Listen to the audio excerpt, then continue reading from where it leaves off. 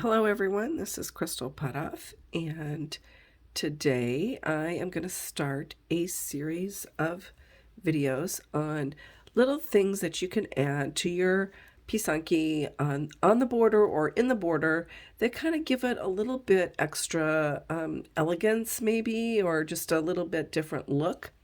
So what I'm going to show today is this little swirly thing right here. And I've got them on two different ones. But we're going to draw this swirl, and then inside you can do, like here I did this little triangle and then I did these things coming out here. You can just do the swirl if you want. Those I did in a different color. So I'm just going to demonstrate this swirl, and then you can decide for yourself what you might want to put in the other area there. So to start off with, this egg has the swirl. That one looked like maybe that one was a little thick, but so it's got this swirl on it. So if you're going to do this, this is how I do it, and there's more than one way to do it, but this is how I do it. So I have divided, I had this border that I drew, and then I drew another area. You can see right there. That's, whoa. Okay, we're back. No catastrophes. Okay, so this is a 1/4 of an inch from here to here. And so I drew that, and that tells me how big to make it, so that gives it a consistent look. And then the other thing I did was I divided the each one of the sections here. So like, there's one section, and I had this drawn. So I divided it into 4, and that again helps me make it consistent. I did pencil them in, and when you do this, I start at one corner, I come up, and then I make this swirl. And then the next one is going to meet and be right there next to it. And that is another reason you want it to be nice and even. Now, you will notice, because this is a oval shape, the ones, and you can probably see it maybe better here, these are a little longer and these are a little shorter because you're dealing with the curve of the egg. And I'm okay with that. It really, I think, enhances it. I don't try to make each one exactly the same space. You could do that if that's really what you wanted to do, but just keep in mind this line will be longer than this line because of dealing with the round egg. So once I have that on there and drawn, and what I always say is, if you're not sure how to do it, practice on a piece of paper. Practice drawing them on a piece of paper, kind of get that muscle memory going, and then you will be able to put it on your pisanki. And as you can see, I draw them with pencil, so and you don't have to draw with the pencil, but I would definitely at least divide it so that you know you're getting consistent ones. So I'm going to use my electric Kiska and hope it's not going to be camera shy.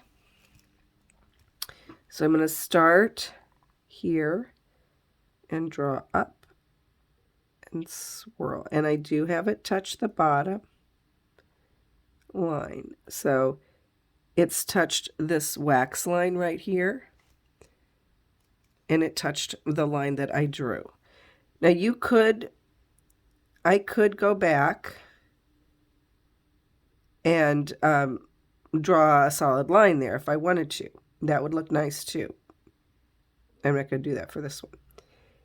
And if you go a little bit over your area that you've marked off, that's okay. Those pencil lines are guidelines. That's why I always try to draw them as lightly as possible.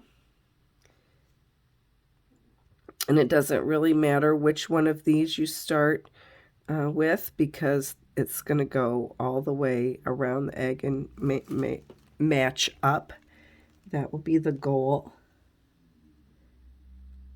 then my lines were a little shaky because I was holding it up so you could see it in the camera, but I think you can still see it in the camera.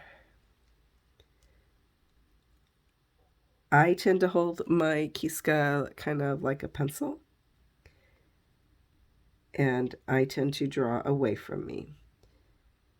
There is no right or wrong way to do this. This is what I have found works best for me.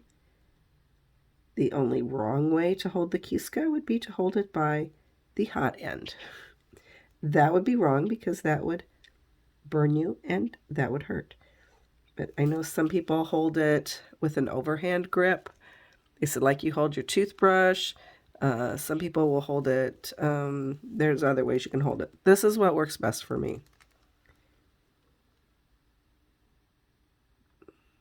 Got that. And so when I come back to the beginning, I just want to make sure I touch it. And there you go. And I have this very elegant looking border that goes around the egg. All right.